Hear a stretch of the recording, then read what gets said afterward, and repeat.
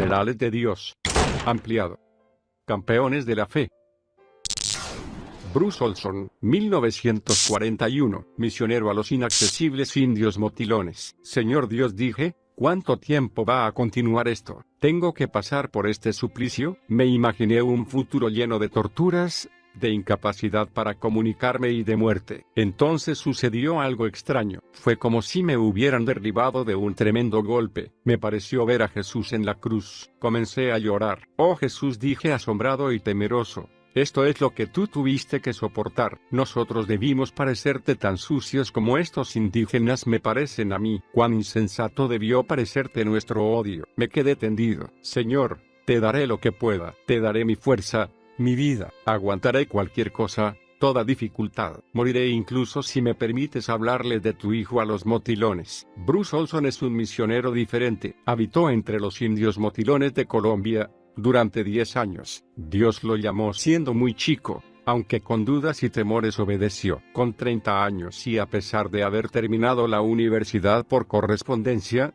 realizó conferencias en las Naciones Unidas. Almorzó con el presidente de los Estados Unidos. Fue amigo de 4 presidentes de Colombia. Habla 15 idiomas. Revistas de lingüística han publicado sus estudios y es el indiscutido pionero en la traducción con el auxilio de la computadora de idiomas de tribus indígenas. Los motilones era una tribu que daba muerte a todo extraño que se internaba en su territorio, pero Dios tenía un precioso plan de salvación para ellos y a través de Bruce Olson lo haría. El inicio de su llamado. Después oí la voz del Señor, que decía, ¿a quién enviaré? ¿Y quién irá por nosotros? Entonces respondí yo, heme aquí, envíame a mí. Isaías 6, 8. Bruce Olson nació el 10 de noviembre de 1941, en Saint Paul, Minnesota, Estados Unidos. Hijo de Marcus e Inga Olson. Su padre era un banquero de inversiones, y su madre era una socialita. La familia de Bruce Olson estaba compuesta por un papá de carácter fuerte,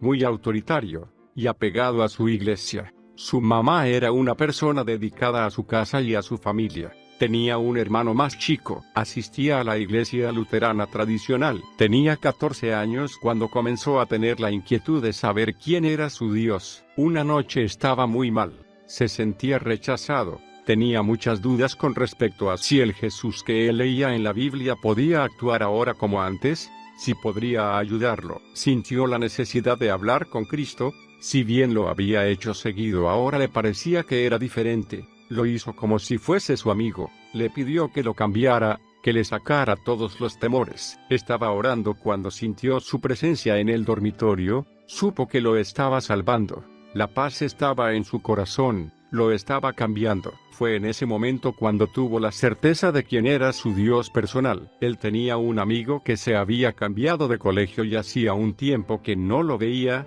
Después de su vivencia, este lo visitó. Para su sorpresa también había tenido esa experiencia, pero asistía a la iglesia interdenominacional, así que decidió ir. Se maravilló, las reuniones eran diferentes, el pastor sí sabía quién era Jesús, la gente estaba con gozo, alabando con gritos y aplausos. Todo era extraño, pero se sentía cómodo. Jesús estaba ahí. Olson comenzó a ir a las 2 iglesias, por eso tuvo muchas presiones de parte de su padre. Se burlaba de él y de esa iglesia. Muchas noches cuando volvía no le abría la puerta de la casa, y se tenía que ir a dormir a la casa de un compañero, en el frío invierno. Con heladas tenía que recorrer la gran distancia que lo separaba de esta casa. A los 16 años, la iglesia interdenominacional donde congregaba organizó una conferencia misionera. Todo era nuevo para él. En ella habló uno de los misioneros que había venido de Nueva Guinea. Al final de su charla hizo un llamado para todos aquellos que quisieran comprometerse con Cristo para que el mundo lo conozca. A partir de ese momento tuvo sueños. Sentía que Dios lo perseguía para ser misionero.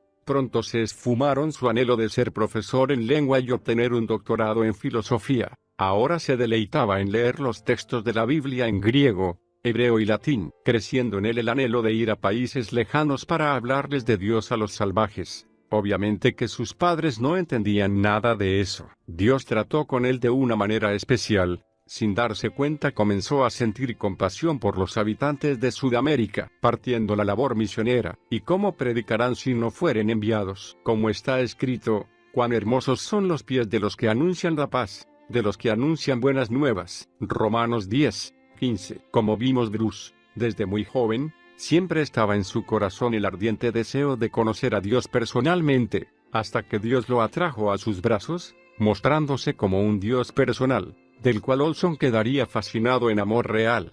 Aquel amor que nos habla el primer mandamiento, el amor que lo entrega todo. Olson pasó a entregarle sus sueños de futuro. Él soñaba con convertirse en un reconocido lingüista, pero Dios tenía otros planes para él. Aquel joven alto y delgado, de cabellos rubios y ojos azules, predicaría el evangelio en la selva suramericana. A sus cortos 19 años, viajó a Venezuela, sin el apoyo de la Junta de Misiones, ya que no había sido aceptado, pero el Señor nunca lo rechazó. Y así, en la edad donde se le podría considerar aún un adolescente, tomó un avión y se fue a Caracas, convenciendo a sus padres que era un país apto para sus estudios. Allí lo esperaría un misionero llamado Sanders, que solo conocía por medio de correspondencia. Al llegar no estaba esperándolo, estaba solo, no hablaba castellano. Comenzó a deambular por las calles hasta que encontró un hotel donde pasaría la noche, gastando casi todo el dinero que llevaba. Al otro día, mientras caminaba, se le acercó un joven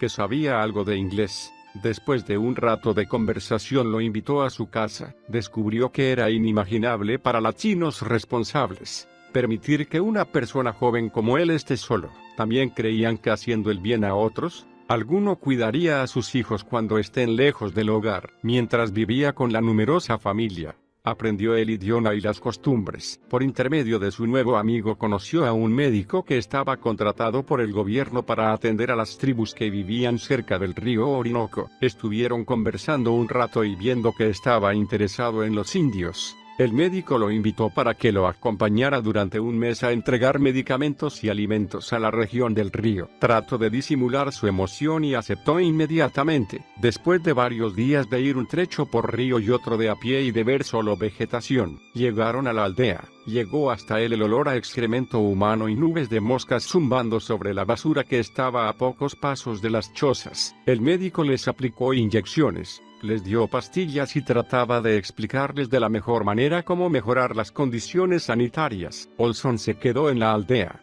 porque ahí estaba el misionero Sanders, pero al encontrarlo lo desalentó diciéndole que si no era apoyado por una agencia misionera era imposible que se quedara, dando a entender que ellos no lo mantendrían.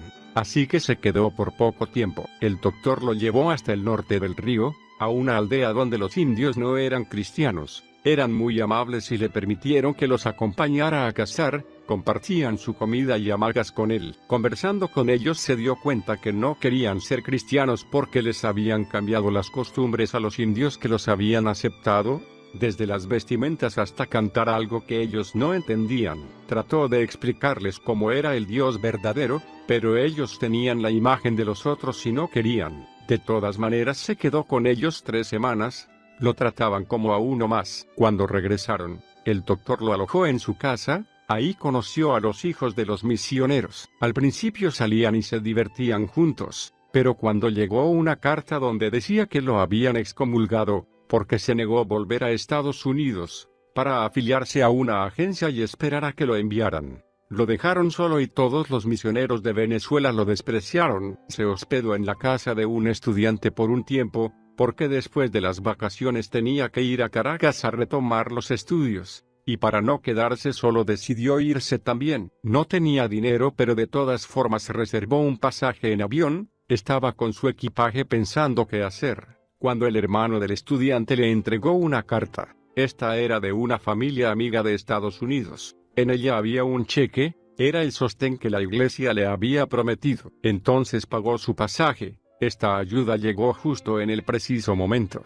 Dios estaba desarrollando su plan. Al llegar se hospedó en el hotel que ocupaban los estudiantes, se hizo de amigos, compartía una habitación con un integrante de la línea comunista. Pasaron diferentes situaciones. Olson le hizo entender que necesitaba a Jesús, Al principio se negó, pero al tiempo comprendió y lo aceptó. No tenía dinero para pagar el alquiler ni para sustentarse, se lo pagaban los estudiantes, con quien compartía el hotel. Pero esta situación lo hacía sentir incómodo. Le preguntó a Dios sobre esto. No había recibido ningún dinero, y no podía trabajar porque era visitante en Venezuela, pero no obtuvo respuesta. En cierta oportunidad conoció a Miguel Nieto, jefe del Ministerio de Salud Pública. Él estaba buscando a alguien que enseñara a hablar inglés a unos estudiantes que se preparaban para asistir a la Universidad de Harvard. Aceptó el trabajo con la condición que Nieto se haría responsable de la situación de visitante.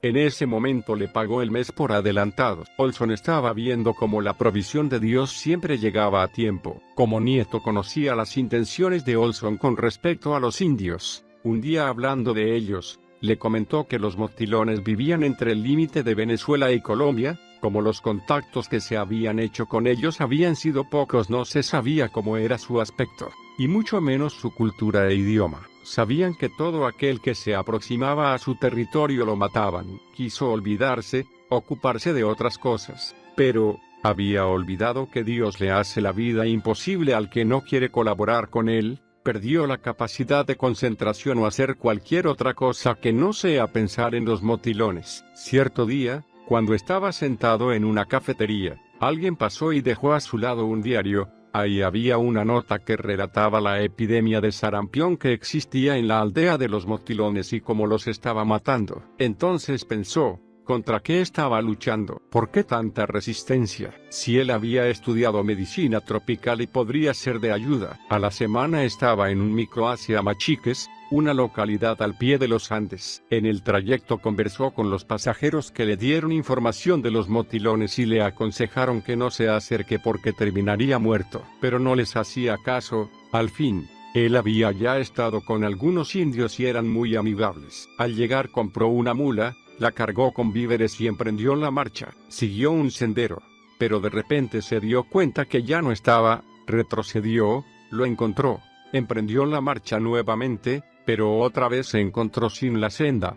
Desorientado siguió adelante, pero solo encontró enredaderas. Cansado pasó ahí la noche. Al otro día tenía hambre, quiso abrir una lata, pero se había olvidado el abrelatas. Trató de romperla pero fue en vano. Solo pudo beber el aceite. De todas maneras siguió el viaje. Los insectos le hacían la vida imposible. Las lastimaduras que le habían provocado las matas espinosas se le estaban hinchando y esto le producía fiebre. Estaba cansado, molesto y frustrado porque no había visto ningún indio, pero siguió adelante, hasta que por fin vio un grupo de chozas. Era una aldea indígena.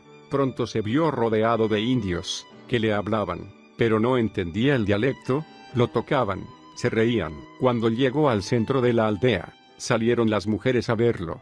Se reían y le hablaban. Trató de decir algunas palabras que había aprendido pero tampoco lo entendían. ¿Cómo comunicarse? Pensó en tocar su flauta. Ellos seguían el ritmo, y le pedían con señas que siguiera. Así estuvo hasta las 3 de la madrugada. Luego cada uno se fue a su choza. A él lo llevaron donde dormían algunos hombres. Al otro día le dieron un líquido asqueroso, pero tenía hambre así que lo tomó. Ninguno quería escuchar la música, así que se dedicó a tratar de aprender su dialecto. Estaba tratando de repetir las palabras de un indio cuando sintió un fuerte golpe en la espalda, cayó al suelo y fue azotado con 2 látigos, mientras le gritaban espantosamente. Lo llevaron a una choza. Ahí se quedó quieto y atemorizado. Unas flechas comenzaron a penetrar por el techo, rozándolo. Entraban sin fuerza, pero le producían moretones. Descansaban un rato y comenzaban otra vez, lastimándolo cada vez más. Estaba tan atemorizado que necesitaba orar.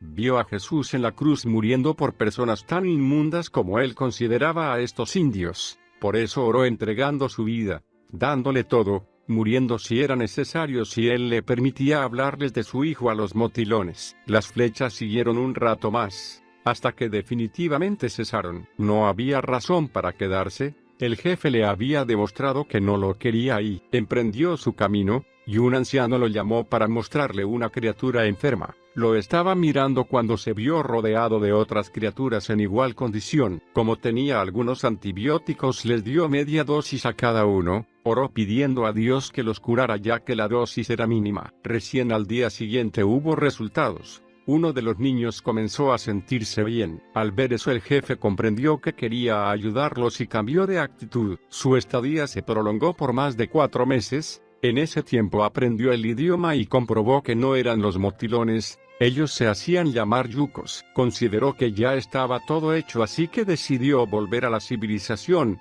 Estaba feliz de dejar todo eso, la comida siempre igual y espantosa, los días aburridos. Tomó su mula y emprendió el camino. Pero al llegar a cierta distancia la mula retrocedió y lo tiró. Cayó pesadamente desgarrándose el hombro. La mula se escapó hacia la aldea. Olson no quería volver, pero la civilización estaba lejos. No tuvo opción. Pesadamente se dirigió a la aldea. Cuando llegó, los indios al verlo se rieron. Se restableció y emprendió nuevamente el camino. Pero otra vez la mula lo tiró, pero esta vez lo pateó fuertemente en la cara. Así, sangrando y dolorido, tuvo que volver a la aldea. Esta vez fue diferente. Se dio cuenta que era el plan de Dios que volviera. Los indios no se rieron. El recibimiento no fue igual. El jefe, al verlo tan mal herido, lo alzó y lo llevó hasta la choza. Pasó una semana hasta sentirse mejor. En todo ese tiempo lo cuidaron como si fuera uno de ellos. Si bien la convivencia había cambiado, todavía sufría de disentería y aún perdía sangre con la materia fecal. Hizo progresos con el idioma. Muy pronto pudo hablar razonablemente bien. Eso lo ayudó muchísimo y mientras más los comprendía, más quería ayudarlos. Pero todavía quería ir a los motilones.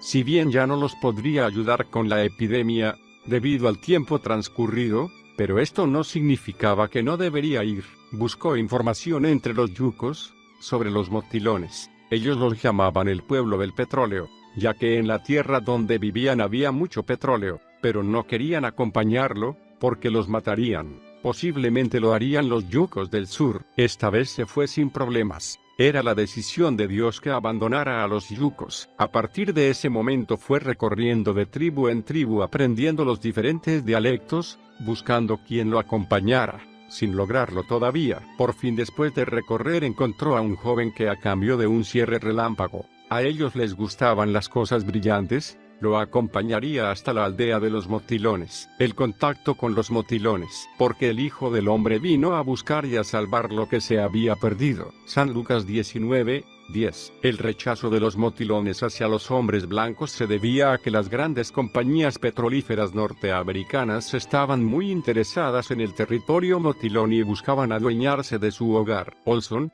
sin embargo, tenía otras intenciones. Pero sería sumamente complicado demostrarles a los motilones que aquel hombre blanco era inofensivo para ellos. Pasaron varios días a través de la selva tropical, descansando apenas. Los árboles crecían en tal profusión que rara vez podían ver el sol. Los ríos constituían un gran problema. El terreno era pantanoso. Al 7º día de haber iniciado el viaje, todos caminaban sin decir palabra. De pronto los yucos se quedaron quietos, escuchando. Y luego en un solo movimiento todos comenzaron a correr. Olson quería hacer lo mismo, pero se enredó entre unas lianas. De pronto sintió una puntada en una pierna y vio que lo atravesaba una flecha. Quiso pararse, pero se vio rodeado de hombres con arcos y flechas apuntándolo. Al ver esto gritó en el dialecto yuco, en castellano y en latín. Los minutos parecían interminables. De pronto se acercó uno, le quitó la flecha y le apuntó para que se levantara. La marcha a la aldea duró 3 horas. Cuando llegó vio como una inmensa colmena de 15 metros. Lo introdujeron y lo dejaron ahí. De la herida supuraba pus. La cadera estaba hinchada y los ganglios de las axilas estaban tan hinchados que no podía bajar los brazos. Así pasó los días afiebrado, sin comer, y su diarrea seguía. Los motilones no querían matarlo porque estaba muy enfermo y temían que su espíritu se quedara entre ellos si causara problemas. Así que trataron de esperarle, ignorándolo, hasta que muriera. Bruce estaba terriblemente hambriento. La cadera le dolía hasta los huesos, todo daba vueltas. Comenzó a llorar, y oró como hacía mucho no oraba. Dios en ese momento lo reconfortó, le hizo saber que estaba haciendo lo que él quería que hiciera. Cierto día se le acercó un chico que le ofreció larvas para comer. dudó pero las comió. Inesperadamente, así como entraron, salieron. Al rato le ofreció pescado ahumado, lo comió y esta vez el estómago lo soportó. Cuando podía permanecer despierto veía cómo las mujeres se ocupaban de sus tareas. Un hombre tomó la determinación de protegerlo. Cada vez que él llegaba todos se hacían a un lado. Tenía una risa estruendosa y característica. Cuando volvía de cazar, era él el que le daba de comer. Se acercaba y le decía algo. Así pasó un mes. Apenas podía moverse, pero un día supo que debía irse. Dios así lo quería. Esa noche silenciosamente, se levantó temblando un poco debido al mareo. Llegó hasta la puerta, sin que nadie se diera cuenta. Con un poco de miedo se dirigió al sendero que lo llevaba a las montañas. Se internó en la selva, encontró un río donde limpió la herida. Buscó algo para comer pero solo encontró plantas venenosas. Caminó por 4 días, ardía en fiebre. Los pies los tenía hinchados de trepar por las piedras filosas. El estómago le dolía de hambre. Estaba cerca de un arroyo, tiritaba de fiebre. De pronto vio algo que se movía en el agua. Lo agarró, era un racimo de bananas maduras. Eso lo hizo recobrar fuerzas y siguió hasta la cima. Ahí no divisó nada más que árboles. Se dejó caer, meditó sobre las bananas y consideró que Dios no lo había abandonado, le proveía en el momento que lo necesitaba. Así que pesadamente se incorporó y siguió con la certeza de que encontraría a alguien. En la distancia vio que algo se movía. Eran 2 hombres achando un árbol. Desesperadamente les gritó. Estos hombres lo llevaron a la casa, le dieron alimento, lo curaron y para su sorpresa estaba en Colombia. Poco a poco recobró las fuerzas y con el escaso dinero que había podido guardar en el tiempo que pasó en la selva, pudo comprar un pasaje que lo dejaría a mitad de viaje a Bogotá. En el trayecto subieron unos soldados que buscaban a unos comunistas y como él no tenía documentos lo detuvieron para llevarlo a Bogotá y le dieron comida. Dios seguía obrando porque sin dinero comía, y era llevado al lugar que quería ir. Luego de varios interrogatorios, el jefe encargado del departamento de indios creyó que había estado con los yugos, pero no podía comprobar que había estado con los motilones. De todas maneras se responsabilizó por él para que pudiera obtener documentos y también le dio dinero. Vivió con un matrimonio norteamericano, paseaba por Bogotá y cada vez se sentía con más fuerzas. Se preguntaba por qué debía volver y cómo haría para realizar la obra, pero le dijo a Dios que se lo dejaba en sus manos, que cuando quisiera pondría los medios para volver. El reencuentro. Aún te edificaré, y serás edificada, oh Virgen de Israel. Todavía serás adornada con tus panderos, y saldrás en alegres danzas. Jeremías 31:4. Bruce, un día conversando con el gerente general de la compañía donde trabajaba el matrimonio, sobre los indios, le ofreció llevarlo hasta una zona cercana, ya que un avión iba a ir al día siguiente. Aceptó rápidamente, era la señal que esperaba. Recordó su oración, acampó a las orillas de un arroyo y esperó a que los motilones lo encontraran. Esta vez las provisiones eran suficientes como para más de una semana. Llevaba una lona plástica para protegerse de la lluvia y 3 libros. Había puesto en diferentes sitios regalos, para saber si ellos aparecían. Los revisaba todos los días, pero nada habían tocado. Pasó una semana y otra más. Comenzó a impacientarse. Después de 2 meses los regalos habían desaparecido y fueron reemplazados por un arco y una flecha.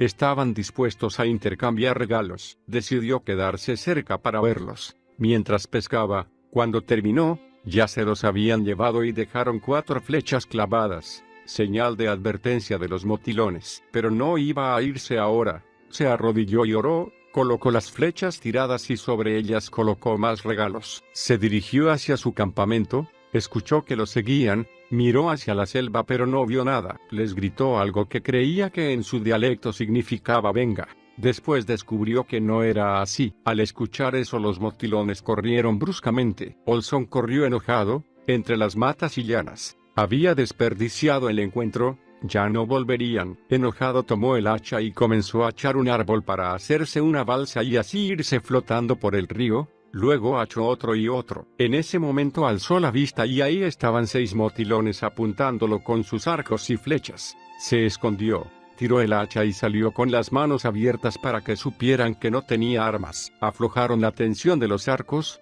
Se le acercó uno. Olson le sonrió con la esperanza de que lo reconociera. ya que él era del motilón que lo había protegido y alimentado, le devolvió la sonrisa. Les habló a los otros y bajaron los arcos. Cuando llegó al hogar comunitario causó gran conmoción. Todos se acercaron, lo tocaban, les extrañaba el vello de los brazos y piernas. Ellos eran lampiños, tiraban de su camisa y de los pantalones, para averiguar si era parte del cuerpo. Ellos se reían mientras lo hacían, dolía todos los tirones pero comenzó a reírse con ellos. Esa noche le dieron de comer y una hamaca para dormir. En la noche escuchaba el silbante idioma de los motilones. Pronto los entendería. Pasaron muchas cosas. Algunas agradables, otras no tanto. Él encontró el amigo hermano que necesitaba, y a la vez murió a causa de Cristo. Toda la tribu conoció y aceptó a Jesús en sus corazones, y tradujo el Nuevo Testamento en el dialecto motilón. Una de las cosas que rescato es que Bruce Olson, a pesar de no seguir con los reglamentos establecidos por la Iglesia, realizó la tarea que le fue encomendada. Dios obra de manera diferente y maravillosa. Posiblemente muchos deban depender de una organización que los apoye, y quizás sea conveniente. La tarea sea más fácil y rápida. Pero en definitiva es Dios quien decide cómo y cuándo se hace. Solo hay que escuchar qué nos dice a cada uno. Proezas de la fe. Él es quien perdona todas tus iniquidades, el que sana todas tus dolencias. Salmo 103, 3. Hasta los años 60, los motilones tenían poco contacto con el mundo exterior. Olson comenzó a vivir con los motilones en 1962, aprendiendo su lengua y cultura. Por un lado, descubrió que el nombre motilones era un nombre español para la tribu, que significa gente de pelo corto. Los motilones se llaman a sí mismos Marí, que significa en su lengua gente. A medida que se familiarizaba cada vez más con la tribu, Olson obtuvo el apodo de bruco que le dieron los motilones. Empezó a ver cómo podía ayudarlos. Los Marí estuvieron sujetos a los estragos de las enfermedades, a la escasez de alimentos durante la época de lluvias y a los contactos con el mundo exterior que amenazaban con destruir el Barí y su modo de vida. Olson comenzó su trabajo haciendo amistad con la mujer de medicina de la tribu. Olson se dio cuenta de que para él llevar curas a la gente socavaría la estructura de autoridad tradicional en su cultura. Durante una epidemia de ojo rosa, observó a la curandera cantar sobre los afligidos, pidiendo a Dios que los sanara. Olson le preguntó por la cura, y ella suspiró, diciendo que ella cantaba, pero Dios no los ayudaría, ya que habían engañado a Dios. Olson salió de la casa, y le preguntó a un anciano afligido con ojos rosados si podía tocar los ángulos de sus ojos. El viejo aceptó, y Olson manchó algunas de las lágrimas infectadas del viejo en sus propios ojos. Olson rápidamente desarrolló el ojo rosado mismo, y fue a la mujer de la medicina para la ayuda. Ella lo coreaba, pero el ojo rosado no estaba curado. Olson le dio un ungüento antibiótico y le pidió que aplicara el ungüento a sus ojos mientras cantaba un nuevo canto, quizás porque era un extraño. El viejo canto no funcionaba con él. Dentro de unos días, el ojo rosado se había aclarado. La mujer de la medicina intentó el nuevo canto en otros de los afligidos, sin resultados. Luego le preguntó a Olson por su poción, y seguro, cuando aplicó el antibiótico y el canto, el ojo rosado fue erradicado. Su éxito elevó su estatus a los ojos de la tribu, y cementó el vínculo de Olson con ella. Dentro de la tribu, Olson formó un pacto con el joven llamado Bobarisora, convirtiéndose en hermanos adoptivos juntos. Ambos trabajaron juntos, visitaron muchas aldeas del Barí y ayudaron a los médicos a establecer centros de salud, siguiendo la misma estrategia de introducir cambios a través de la estructura de autoridad existente en la aldea en lugar de socavarla. La profecía de los motilones. Voz del que clama en el desierto: preparad el camino del Señor, enderezad sus sendas. San Mateo 3, 3. Los motilones creían en la existencia de un solo Dios, y que los espíritus malos existían en el mundo, pero ellos creían que Dios los había rechazado por engañarlo. Un hombre llamado Sakamaidoji había llegado a ellos, afirmando ser un profeta, diciendo que podía llevarlos por el horizonte a una tierra mejor. Dejaron a Dios y los siguieron, pero finalmente llegaron a creer que Sakamaidoji había sido un falso profeta, y lamentaron alejarse de Dios. Sin embargo, las leyendas o profecías motilonas hablaban de un hombre alto con cabello amarillo, el cual vendría y les haría salir a Dios desde el tallo de un bananero. Inicialmente, Algunos de los Barí se habían preguntado si Olson podría ser el hombre alto con pelo amarillo de la profecía, pero como no llevaba un tallo de plátano, pronto abandonaron esa creencia. Bruce Olson presentía que él estaba en el centro de esas profecías, pero ¿cómo habría de compartirles los misterios de la fe verdadera en términos que ellos pudiesen comprender? Más bien, ¿cómo se las arreglaría Dios para revelarse en Jesús a esa tribu ancestral e indómita? He aquí la extraña forma como Dios lo hizo. Se corría la voz que jamás un hombre blanco había salido vivo del territorio de los motilones, uno de los pueblos aborígenes más enigmáticos y peligrosos de Colombia. Sin embargo, en 1966, se cumplían ya 4 años que Bruce Olson, un estadounidense de 25 años de edad, vivía como uno más entre ellos. Hacía 6 años que Olson había iniciado la gran aventura de su vida dejando su casa paterna con unos pocos dólares en el bolsillo, con un destino incierto, pero con un fuerte llamamiento a evangelizar alguna tribu pagana de Sudamérica. Pero, aunque tras esos 4 años de convivir con los motilones Olson podía sentirse satisfecho de la ayuda entregada en cuanto a crear hábitos de higiene y salud, él sabía que lo que más necesitaban era conocer a Jesús. ¿Cómo hacer para mostrárselo tal cual era? Salvando las grandes diferencias culturales. A esta altura conocía demasiado sobre las creencias de los motilones, y sabía que para ellos no tendría ningún sentido lo que él pudiera decirles sobre Jesucristo. Eso era lo que hacía todo hombre blanco. Nunca se ajustaría al estilo motilón. ¿Qué sucedería si alguno entregaba su vida al Señor Jesús? Pero necesitaban a Jesús. Era obvio. ¿Cómo podía yo darles a conocer a Jesús tal como Él es? Independientemente de mi personalidad y mi cultura, tendría que ser el propio Jesucristo quien lo hiciera, se diría. Así que un día inclinó la cabeza, el sol le quemaba el cuello y oró de la siguiente manera: «Oh, Jesús, esta gente te necesita, muéstrate a ellos, quítame del camino y háblales en su propio idioma para que puedan verte tal como eres. Oh, Jesús, hazte un motilón». Muy pronto llegaría la oportunidad de hacerlo. El tallo bananero de Dios, el que rescata del hoyo tu vida, el que te corona de favores y misericordias. Salmo 103, 4. El hombre blanco de corazón motilón aprendió a pescar, a cazar, y fue adaptándose al estilo de vida de aquellos simpáticos indígenas. Pero, en especial, se hizo amigo de un motilón llamado Bovarisora, o Bobby, como lo llamaba Olson. Eran como hermanos, y fue el primero en entregar su vida a Jesús. Su cambio fue un contundente ejemplo para los demás indígenas, pero buscar las palabras correctas que reemplazaran a las que Bruce conocía, era un arduo trabajo. Pero el Señor ya tenía planeado cada circunstancia, y nada se le pasó por alto. Él quería salvar a los motilones, como dice en 1 de Timoteo 2. Versículo 4, el cual quiere que todos los hombres sean salvos y vengan al conocimiento de la verdad. El Señor estaba dispuesto como siempre para ello y el instrumento ya estaba listo para ser usado. Y en un día de 1965, en el día propicio que Dios había elegido para iniciar su obra en el corazón de la tribu indómita, iba llegando al hogar comunitario en medio de la selva Olson y 3 motilones, siendo uno de ellos su amigo, Bovarisora, conocido como Bobby. Cuando escucharon alaridos desgarradores, Olson nunca había oído llorar a los motilones de esa manera, pues no eran expresivos. Preguntó a sus compañeros qué podría ser, pero ellos bajaron la vista y dijeron que no había nada que pudieran hacer. Olson decidió ir él mismo a investigar. Eran solo 2 hombres los que hacían el alboroto.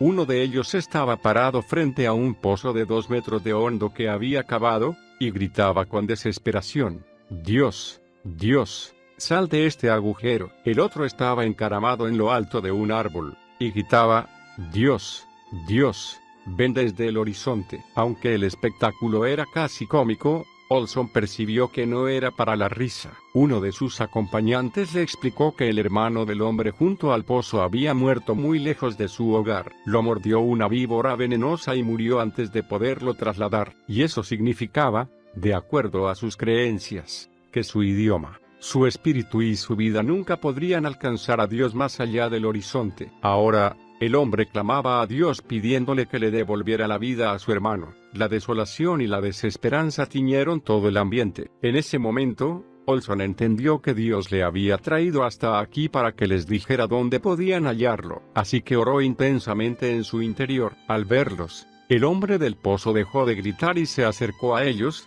«Es inútil», dijo, «nos engañaron». «¿Por qué dices eso?», le preguntó Olson. El hombre le refirió la historia de un falso profeta que los había apartado de Dios. «No conocemos más a Dios», agregó en voz baja. Olson vio el desconsuelo de ese hombre y recordó el día en que Cristo había entrado en su vida. Varios años atrás, Dios le había traído la paz y le había dado un claro sentido y propósito a su vida. Aquí estaban ahora estos motilones en la búsqueda de Dios. ¿Cómo explicarles cosas como la gracia, el sacrificio y la encarnación? Podía contarles una historia sencilla y comprenderían, pero ¿cómo comunicarles estas verdades espirituales? En eso, el hombre que estaba en el árbol bajó y se les unió. Les recordó la leyenda sobre el profeta que llegaría portando tallos de bananero, y de cómo Dios saldría de uno de esos tallos. Olson pidió que le explicasen. Bobby caminó hacia un bananero que crecía cerca, cortó un pedazo y lo arrojó a sus pies. «De un tallo parecido a este puede salir Dios», le dijo. Uno de los motilones lo levantó y le dio un golpe con un machete, cortándolo accidentalmente por la mitad. Una de las mitades quedó parada mientras que la otra mitad cayó. Algunas hojas, que todavía estaban dentro del tallo, esperando desarrollarse y salir, se desollejaron. Al quedar así en la base del tallo, semejaban las páginas de un libro. De pronto una palabra estalló en la mente de Olson: libro, libro. Abrió su mochila, sacó su Biblia y la abrió. Hojeando sus páginas se la mostró a los hombres y señaló las hojas del tallo bananero. Les dijo que ese era el tallo bananero de Dios. Uno de los motilones le arrebató la Biblia de la mano y comenzó a arrancarle las hojas y a metérselas en la boca. Creyó que si las ingería, se metería a Dios adentro. Como les explicaría ahora el Evangelio, una metáfora de la encarnación, e indiscutiblemente, grande es el misterio de la piedad. Dios fue manifestado en carne, justificado en el Espíritu, visto de los ángeles, predicado a los gentiles, creído en el mundo, recibido arriba en gloria. Primera de Timoteo 3:16. Bruce, en su deseo de explicar la encarnación de Cristo, de pronto recordó una de las leyendas de ellos sobre un hombre que se transformó en hormiga. Según la leyenda, cierta vez estaba un motilón sentado en un sendero luego de una partida de caza, observando a unas hormigas que trataban de construir un buen hogar. Trató de ayudarles, pero debido a su enorme tamaño y al hecho de ser un desconocido, las hormigas se asustaron y huyeron. Entonces él, milagrosamente, se transformó en hormiga, vivió con ellas y luego le dispensaron su confianza. Un día les dijo que en realidad no era hormiga, sino un motilón, y que en cierta oportunidad, siendo un hombre, había querido ayudarles a mejorar su casa, pero que ellas se habían asustado. Las hormigas se rieron de él porque no se parecía en nada a ese terrorífico ser que las había asustado. Pero en ese preciso instante volvió a ser un motilón y comenzó a ayudarles a construir su vivienda. Esta vez las hormigas lo aceptaron sin temor. Olson usó la palabra que significaba transformarse en hormiga para explicar la encarnación. Dios se ha encarnado en un hombre, les dijo. El anuncio dejó a los motilones boquiabiertos. Se hizo un silencio tenso y sobrecogedor. ¿Por dónde caminó?, preguntó uno de ellos con un susurro. Según la creencia común,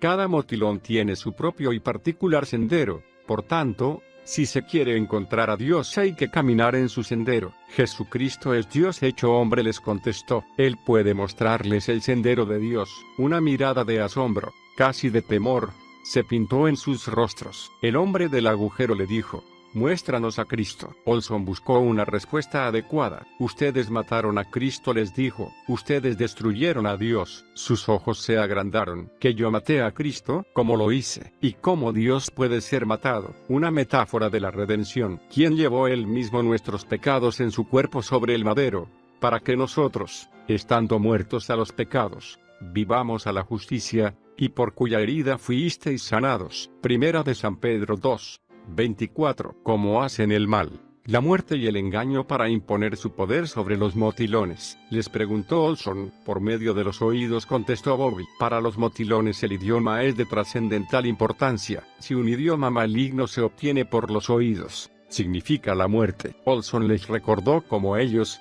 después de cazar jabalíes, El jefe de la partida cuerea al animal y coloca la piel sobre su cabeza para cubrir sus oídos y mantener alejados a los espíritus malignos de la selva. Jesucristo fue asesinado, les dijo, pero de la misma manera que vuestro jefe cubre su cabeza con la piel para esconder sus oídos. Así Jesús, cuando murió, colocó su sangre sobre el engaño, o pecado, de ustedes, y lo esconde de la vista de Dios. Ellos estaban entendiendo el mensaje. Luego le dijo que Jesús fue enterrado. Entonces, una ola de tristeza los cubrió. La idea de que Dios estaba muerto y de que ellos estaban perdidos los hizo llorar y sollozar. Era la primera vez que el misionero veía llorar a un motilón. Olson abrió su Biblia y les dijo: la Biblia dice que Jesús vivió después de haber muerto y está vivo hoy. Uno de ellos le arrebató la Biblia y la llevó a su oído. No oigo nada, dijo. La Biblia no cambia en su modo de hablar. Es como esos papeles donde yo escribo lo que ustedes dicen. Dicen lo mismo todos los días. La Biblia dice que Jesús resucitó. Es el tallo bananero de Dios. Nunca nadie ha vuelto de los muertos en toda la historia motilona, dijo. Ya lo sé. Pero Jesús lo hizo. Es la prueba de que realmente es el Hijo de Dios. Esa noche Olson oró a Dios poniendo su confianza en la promesa de que la palabra de Dios no volvería vacía. Atando la hamaca a Jesús. Puestos los ojos en Jesús, el autor y consumador de la fe, el cual por el gozo puesto delante de él sufrió la cruz, menospreciando el oprobio, y se sentó a la diestra del trono de Dios. Hebreos 12, 2. Otra noche Bobby comenzó a interrogar a Olson. Estaban sentados alrededor del fuego. ¿Cómo puedo hacer para caminar en la senda de Jesús? Ningún motilón lo ha hecho jamás. Es algo nuevo. No hay ningún motilón que pueda explicarlo. Bobby, ¿recuerdas la primera vez que asistí a vuestra fiesta de las flechas? Como yo tenía miedo de trepar a las hamacas para cantar, según vuestra tradición, porque colgaban a tanta altura y creía que pudieran cortarse las sogas, y te dije que cantaría solamente si podía tener un pie en la hamaca y el otro pie en el suelo. Sí, Bruco, así le decían a Olson, lo recuerdo. ¿Y qué me dijiste en esa ocasión? Bobby se rió. Te dije que tenías que tener ambos pies en la hamaca, porque tenías que estar suspendido. Exactamente, tienes que estar suspendido. Así es que cuando sigues a Jesús nadie puede decirte cómo caminar en su senda. Solamente Jesús puede hacerlo. Pero para averiguarlo tienes que atar las sogas de tu hamaca a Jesús, y quedar suspendido en Dios. Al día siguiente le dijo: Bruco, quiero atar las sogas de mi hamaca a Jesucristo. ¿Cómo puedo hacerlo? No lo puedo ver ni tocar. Tú les has hablado a los espíritus, ¿verdad? Le preguntó Olson. Ah, ya entiendo, dijo. Jesús es un espíritu. Al otro día apareció con una amplia sonrisa en su cara. Bruco, he atado las sogas de mi hamaca a Jesús. Ahora hablo un nuevo idioma. ¿Has aprendido algunas palabras del castellano que yo hablo? Le preguntó Olson. Bobby se rió, con risa cristalina y dulce, y le dijo: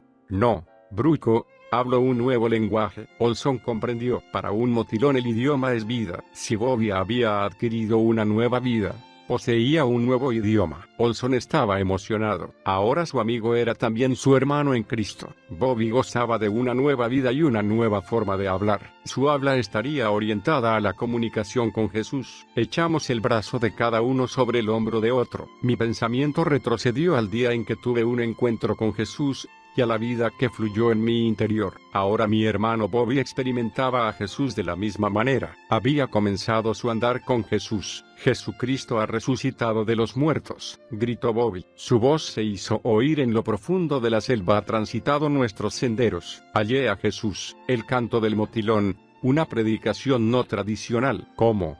Pues, invocarán a aquel en el cual no han creído, y como creerán en aquel de quien no han oído, y como oirán sin haber quien les predique. Romanos 10, 14. Bruce Olson hubiese deseado que Bobby compartiera su fe con todos los motilones a la manera religiosa, la única que él conocía. Sin embargo, Dios hizo las cosas a la manera motilona. Se corrió la voz que habría de realizarse otro festival de las flechas. Cundió el entusiasmo, porque el festival era la única ocasión en que todos los motilones se reunían. Allí se establecerían pactos, habría intercambio de flechas y competencia de cantos. Treparían a sus hamacas y cantarían a la manera de los poetas griegos de la antigüedad o de los juglares medievales hasta que les diera la voz, relatando leyendas, historias y noticias de sucesos recientes. Con frecuencia sus cantos tenían una duración de 10 o 12 horas ininterrumpidas sin darse tiempo para comer, tomar agua o descansar. Desde hacía un tiempo, la gente miraba a Bobby de manera diferente. Se lo miraba con respeto y con alguna dosis de curiosidad. Un viejo jefe, Adji Bagbaira, demostró un interés especial por Bobby. El primer día del festival le desafió a una canción. A Bobby le gustó la idea y aceptó de inmediato. Ambos treparon y se metieron en una sola hamaca a más de 6 metros de altura como era su costumbre y comenzaron a hamacarse. Bobby cantó primero y Adji Bagbaira lo imitó repitiendo frase por frase. También cantaban otros hombres que se habían concertado. La canción de Bobby tenía por tema la forma en que fueron engañados los motilones y por ello perdieron el sendero de Dios. Relató de qué manera conocieron a Dios, y cómo luego la codicia los hizo seguir a un falso profeta. A continuación comenzó a cantar sobre Jesús. Al hacerlo, todos se callaron para poder escuchar. Jesucristo se encarnó en el hombre, cantó Bobby. Ha transitado nuestros senderos. Él es Dios, y sin embargo, podemos conocerlo. Un silencio absoluto reinó en el hogar, con la excepción del canto plañidero de Bobby repetido por Adji Bagbaira. Pero Olson estaba sufriendo. Todo eso le parecía tan pagano. La melodía, entonada en una rara clave menor, semejaba a la música de los médicos brujos. Pensaba que era degradante para el evangelio. Sin embargo, cuando miró a la gente que le rodeaba, comprobó que escuchaban como si sus vidas dependieran de ello. Bobby les estaba entregando una verdad espiritual a través del canto. La canción se prolongó por 14 horas. No decayó el interés en ningún instante. Oscureció, y se encendieron los fuegos. Por fin, bajaron agotados de sus hamacas. Adji Bagbaira le dijo a Bobby: nos has comunicado cosas verdaderamente nuevas. Yo también quiero estar suspendido en Jesús. Quiero cubrir mi engaño con su sangre. Esa noche se desencadenó una revolución espiritual entre la gente. Nadie rechazó las noticias sobre Jesús. Todos querían que los llevara más allá del horizonte. Hubo un júbilo tremendo. A veces se hacía un silencio y hablaban entre ellos formando pequeños corrillos. Y en otras ocasiones el gozo se manifestaba en forma de canciones espontáneas. Y ello se prolongó hasta bien entrada la noche. Las palabras que cantó Bobby fueron repetidas en otros festivales de las flechas, en diversas comunidades motilonas, donde fueron también gozosamente aceptadas. La vida del pueblo feroz e inexpugnable comenzaría a experimentar uno de los cambios más asombrosos de que se tenga memoria en pueblo alguno. Dios respondió la oración de Bruce. Jesús se hizo un motilón, entró en el corazón de Bobby, y les había hablado en el idioma motilón, y por medio de la cultura motilona, prescindiendo absolutamente del misionero gringo y de todo su trasfondo cultural. Jesús hace la gran obra: os daré corazón nuevo, y pondré espíritu nuevo dentro de vosotros, y quitaré de vuestra carne el corazón de piedra, y os daré un corazón de carne. Ezequiel 36, 26. Con la conversión de Bovarisora, o Bobby, muchos motilones recibieron a Jesús en su corazón, reemplazaron sus cánticos paganos por alabanzas a Dios, empezaron a preocuparse por su prójimo, dejaron las bebidas fermentadas, empezaron a asearse y desinfectar sus aldeas. El cambio fue muy evidente, y pronto las tribus aledañas también conocieron del amor de Cristo, gracias al testimonio de los motilones. Ocurrieron muchos milagros, los enfermos eran milagrosamente curados. Las epidemias se extinguían, los espíritus demoníacos que se alojan en lo profundo de la selva eran ahuyentados con los cánticos de los motilones. El mundo estaba siendo testigo de un verdadero cambio en los indígenas suramericanos, y su progreso se debía a un encuentro personal con Dios. Olson diría: con todo, el mayor milagro de que he sido testigo fue la transformación ocurrida en las vidas de los motilones. Ellos han encontrado su razón de vivir en Jesús. A raíz de esta nueva vida han rechazado el individualismo que les impedía ayudarse unos a otros. Actualmente se preocupan por los demás, se sacrifican verdaderamente. Este cambio ha hecho posible su desarrollo tanto económico como espiritual. Cuando no tenían esta actitud, sus planes siempre fracasaban. Ahora se estaban resolviendo sus problemas. La muerte del hermano motilón, Bovarisora, Bobby, estimada es a los ojos de Jehová la muerte de sus santos. Salmo 116, 15. Pese al notable adelanto de los motilones, todavía existía un perenne peligro que atentaba contra su tranquilidad. Los colonos, buscaban adueñarse de las tierras motilonas, y una de las víctimas de esta inhumana guerra declarada a los indígenas fue Bobby, quien fue cruelmente asesinado a manos de ellos. Bruco, como le decían a Olson, sufrió muchísimo al enterarse de la muerte de su hermano de pacto, y todo el pueblo motilón derramó lágrimas de extremo dolor por el fallecimiento de uno de sus líderes. En ese día triste, los motilones conocieron la compasión y el amor de ser hermanos en Cristo, y así reunidos los motilones en círculo, Olson se inclinó y se deshizo poco a poco. Olson contaría este día de dolor del siguiente modo: vi algo que nunca había visto entre los motilones. La gente se tapaba los ojos y lloriqueaba. Ogdavidaina se acercó a mí,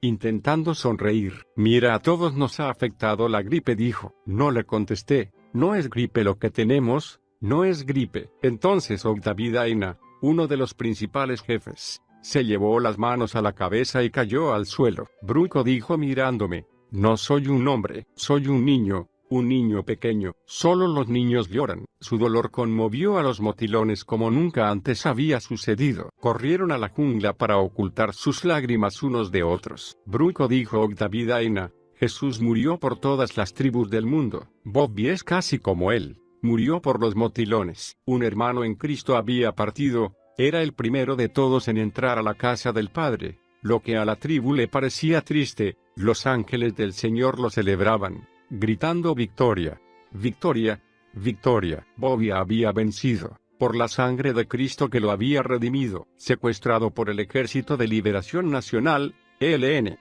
en 6 tribulaciones te librará, y en la 7ª no te tocará el mal. En el hambre te salvará de la muerte, y del poder de la espada en la guerra. Job 5, 19 y 20. Durante los 30 años siguientes, Olson fundó 10 centros de salud, 16 programas agrícolas, 8 cooperativas comerciales y 12 escuelas bilingües, todo atendido por los propios motilones, algunos de los cuales ya habían hecho estudios universitarios. Cuando Bruce fue tomado cautivo por los guerrilleros del Ejército de Liberación Nacional, ELN, durante 10 meses de 1988 y 1989, el mundo vio hasta qué grado habían sido cambiados los motilones. Se unieron con las tribus Barí, Guiba, Guajibo, Saliva, Yuco, Tunevo y otras del nororiente colombiano, algo imposible en el pasado, para hacer una campaña por su liberación. Publicaron cartas abiertas en los periódicos y muchos editoriales y noticieros de televisión se maravillaron ante lo que estaba pasando. Al final de su secuestro, Bruce fue condenado a morir fusilado, pero el comandante a última hora cambió las balas por cartuchos vacíos y después lo dejó libre. Y todo el esfuerzo del ELN por desestabilizar Colombia se esfumó porque muchos de sus miembros se convirtieron a Cristo por haber tenido a Bruce como su prisionero. El suceso del secuestro sucedió una mañana de octubre de 1988, cuando los revolucionarios comunistas del ELN lo encontraron. He aquí su historia. Era una calurosa mañana, de 43 grados centígrados, en las selvas ecuatoriales del noreste de Colombia, región a la que llaman Motilandia. Las aves graznaban y los micos chillaban cuando subí con 15 indios motilones a la piragua que nos llevaría a una cooperativa de víveres. Sentí que estaba a punto de darme otro ataque de paludismo, y esperaba que la sudación provocada por el sofocante calor me ayudara a superarlo. Mientras Jaime Yogba, buen amigo mío y jefe de los motilones, gobernaba la embarcación, escudriñé las márgenes del río. Los guerrilleros colombianos consideraban que yo era la persona clave para lograr que los indios, que eran una constante espina para los comunistas, se afiliaran a su causa. Como había resistido todos sus intentos de reclutarme, varias veces me habían amenazado de muerte. Al acercarnos al muelle, alcancé a ver a 2 guerrilleros armados. Sin previo aviso, el fuego de una ametralladora hizo saltar el agua en torno nuestro. «Salgan de la canoa», gritó un guerrillero. «Tiéndanse de cara al suelo». Jaime Yogba y varios otros motilones caminaron, enojados, hacia los guerrilleros, con la intención de atacarlos a mano limpia, ante lo cual el guerrillero disparó otra ráfaga y una bala rozó la frente de Jaime Yogba, pero él se mantuvo firme. Bruce Olson es prisionero de la Unión Camilista del Ejército de Liberación Nacional, gritaron. Este grupo de guerrilleros procastrista, conocido como el ELN, era la única de las 4 principales organizaciones revolucionarias que no habría querido aceptar la tregua con el gobierno. Debía dar a los motilones la oportunidad de escapar, le dije a Jaime Yorba en su dialecto. No me sigan. Luego, hablé con los guerrilleros. Yo soy Bruce Olson, al que ustedes buscan. Dejan en paz a los motilones. Empecé a alejarme, cuando alguien gritó, ¡alto! O disparamos. Aceleré el paso. De pronto, a unos 450 metros de los motilones, 2 guerrilleros saltaron frente a mí, me derribaron y me asestaron un arma en la cabeza. Con que así es como moriré, pensé. Me ataron con fuerza las manos a la espalda, me pusieron de pie y ordenaron que caminara. Después de 3 agobiantes días y noches, llegamos por fin al campamento de los guerrilleros. Cartas de amor. Me vigilaban las 24 horas del día. La mayor parte del tiempo permanecí con las manos atadas a la espalda, a pesar de que estaba muy enfermo de paludismo y sufría intensos dolores. Años antes, al hallarme herido o enfermo en la selva, había aprendido a aislarme de las molestias físicas. Cuando se está lejos de toda ayuda, con un brazo dislocado, es preciso seguir adelante. En estos momentos me decía a mí mismo, este dolor solo existe en mi cuerpo. Mi mente y mi espíritu están por encima de esto, y no participan. Apliqué este método entonces, para soportar algunas de las peores circunstancias de mi cautiverio. Tal vez parezca extraño, pero no estaba preocupado por mi destino, pues creía que mi responsabilidad consistía en dar servicio donde me encontraba y sabía que todo estaba en las manos de Dios. ¿Es usted nuestro prisionero político?, me informó Manuel Pérez, director político nacional del ELN. Años antes Pérez, ex sacerdote jesuita. Es sorprendente el número de jefes guerrilleros que han sido sacerdotes católicos o ministros protestantes. Me había invitado a trabajar con él en el movimiento revolucionario. Le contesté que los cristianos no debían dedicarse a matar. Deseamos que se una a nuestra dirección nacional, me dijo Pérez en esta ocasión. Queremos que organice los servicios sociales y de salud, y que funde escuelas, así como lo ha hecho entre los indios motilones. Si no se une a nosotros, lo mataremos. A los pocos días observé que algunos guerrilleros tenían fiebre palúdica y que otros presentaban síntomas de hepatitis, pues sus pésimos hábitos de higiene estaban contribuyendo a la propagación del virus de la hepatitis. Los guerrilleros escupían constantemente, contaminando el suelo, el agua y los alimentos. Mencioné este problema a uno de los oficiales del campamento, a los que llamaban responsables. Y como por arte de magia todos dejaron de escupir. Los 2 meses siguientes viví en un constante vaivén. Hoy me trataban amablemente, mañana, me maltrataban. Rehuía las discusiones y trataba de ayudar como mejor podía. Enseñé a los cocineros a preparar deliciosas salas con gusanos de palmera ahumados. Hacía pan para todo el campamento 3 veces por semana. Y escribía floridas cartas de amor que los guerrilleros jóvenes analfabetos enviaban a sus novias. Ambos teníamos una estrategia.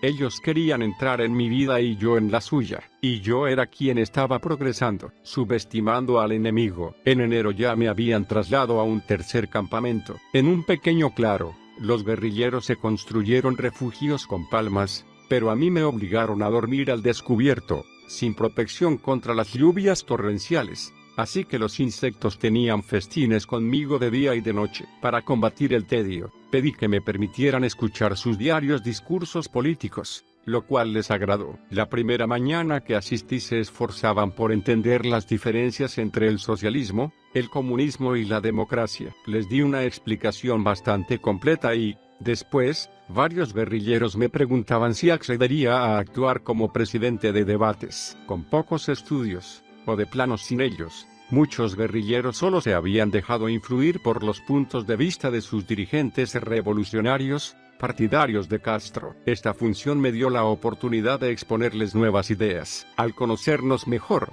los guerrilleros más jóvenes empezaron a llamarme Papá Bruco. Los motilones me habían puesto el apodo de Bruco, porque así le sonaban mi nombre, Bruce Olson. Por broma, aquellos jóvenes guerrilleros agregaron papá, ya que a los 47 años, era lo bastante viejo para ser su padre. Advertí que sus actitudes amistosas eran un esfuerzo para atraerme a su organización. Al continuar nuestras discusiones, Ofrecí enseñarles a leer y escribir. Los responsables vieron esto como una prueba de que me interesaba unirme a ellos, y por eso lo aprobaron. Cierto día, mientras daba clases, el principal responsable se quitó el elástico de un calcetín y empezó a tirarles a las hormigas gigantes que andaban en el piso. ¿No ha oído ni una palabra de lo que he dicho?, pensé. Sin embargo, minutos después, hizo un concienzudo comentario que resumió mi plática. Eso me enseñó a no subestimar a los guerrilleros, pues era muy poco lo que se les escapaba. Susurros en la noche. Como a los 5 meses de cautiverio,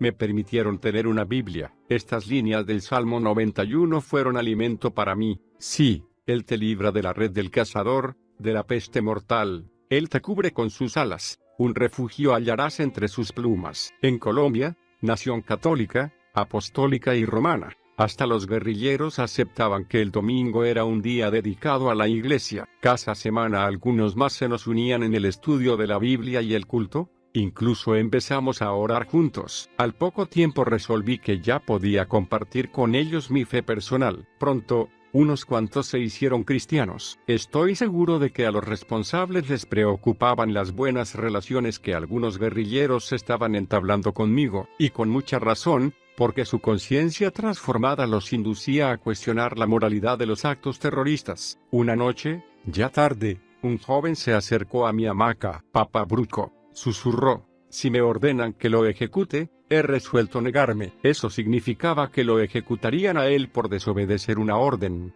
lo cual me conmovió profundamente. Belleza en medio del dolor. En febrero, los responsables ya insistían en que me declarara militante de su organización. Les respondí que no podía justificar que, para alcanzar objetivos políticos y sociales, se tuviera que matar, y que por eso no podía afiliarme a ellos. Mi clasificación cambió de pronto de prisionero político a prisionero de guerra. Siempre se ejecutaba a los prisioneros de guerra. Los guerrilleros inventaron toda una lista de acusaciones, y luego me sentenciaron formalmente a muerte. Entonces, los responsables lo intentaron todo para quebrantarme psicológicamente. Los indios lo han abandonado, me dijeron. Hemos hablado con ellos, y ni uno solo se preocupa porque usted viva o muera. No pude creerlo, pues seguramente recordarían los 28 años que habíamos pasado juntos. Ellos eran mi familia y sin embargo, conforme los guerrilleros repetían sus aseveraciones,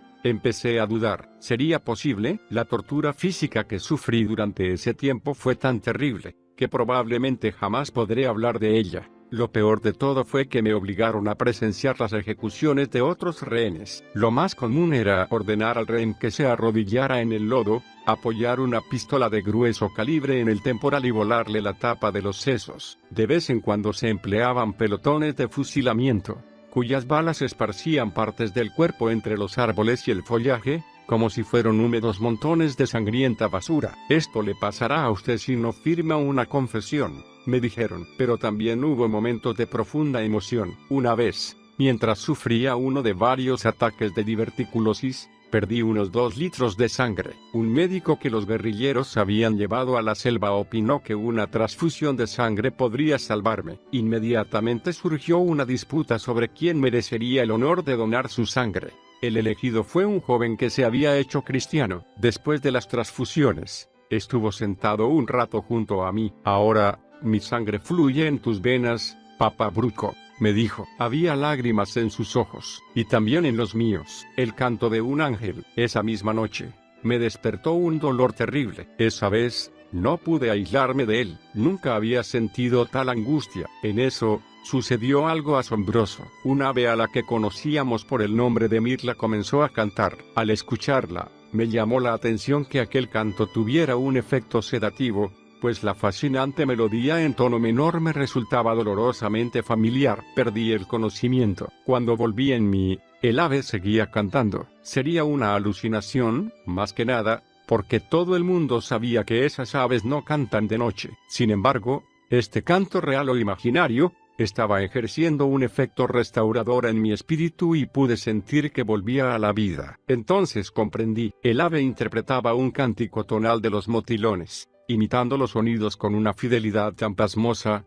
que casi pude ver a Jaime Yorba y los demás motilones cantando las profecías de la resurrección de Cristo en el estilo inmemorial de su tribu. En ese momento supe que no me habían abandonado y que estaría nuevamente con los motilones. Dios se había valido del canto de un ave para transfundirme su sangre llena de vida. A la mañana siguiente, uno de los guerrilleros cristianos se acercó a mi hamaca. ¿Y bien?, dijo suavemente. ¿Qué le pareció su concierto personal de anoche? Lo interrogué con la mirada. La mirla, aclaró. Su canto nos mantuvo despiertos toda la noche. Nunca habíamos oído algo igual. Los muchachos se preguntaban si sería un ángel especial, enviado a cantar para usted. La ejecución. En julio, me llevaron ante un responsable y me indicaron que debía prepararme a morir, puesto que no quería firmar una confesión, iban a ejecutarme. 3 días después, luego de haber dado clases por última vez, me condujeron a un pequeño claro, fuera del campamento. Varios guerrilleros me ataron las manos a la espalda,